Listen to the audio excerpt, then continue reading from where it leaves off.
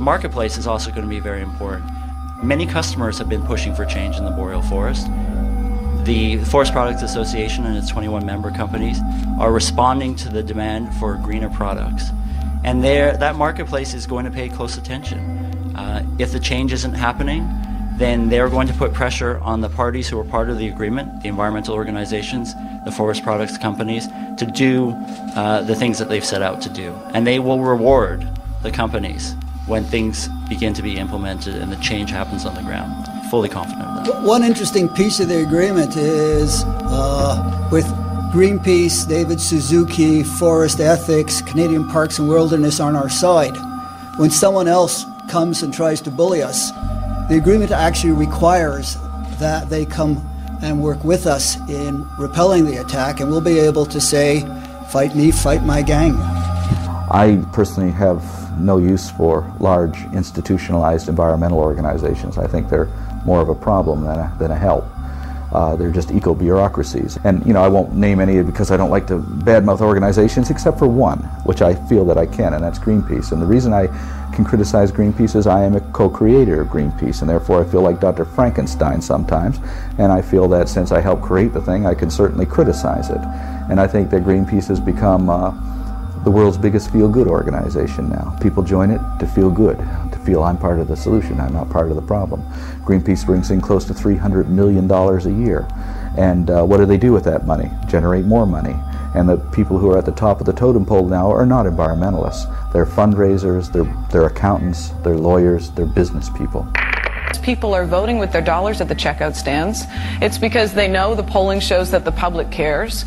And, you know, ultimately they're going to care about their profit margin and whether they can sell products. What's happened in British Columbia with the environmental movement, you know, it's been stalemated, you know. The big leaders, they're compromised. You know, they went in bed and it snuffed out that movement.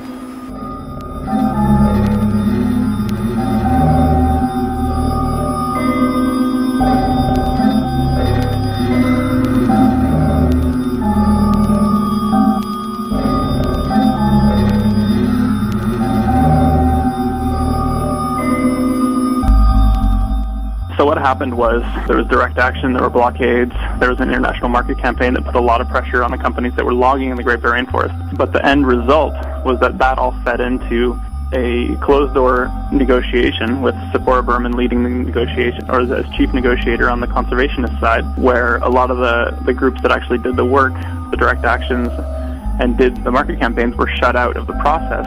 Public oversight was removed, and the protocol agreements that were signed with First Nations and with conservation groups were basically shunted aside. And so the protocol agreements gave the negotiators a mandate to negotiate for 40 to 60% conservation, but what happened was they agreed to 20%. It's not strange to me when people tell me that, oh, you know, that the former president of Greenpeace now works for the logging industry of Canada. The former president of Greenpeace Australia now works for the mining industry. The former president of Greenpeace Norway works for the whaling industry.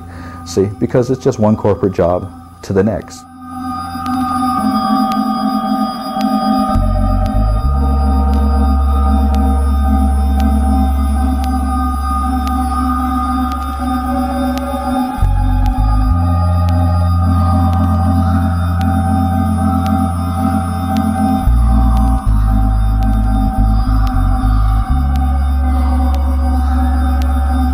The only measure by which we'll be judged by those who come after is the health of the land and the health of the water, the health of the earth.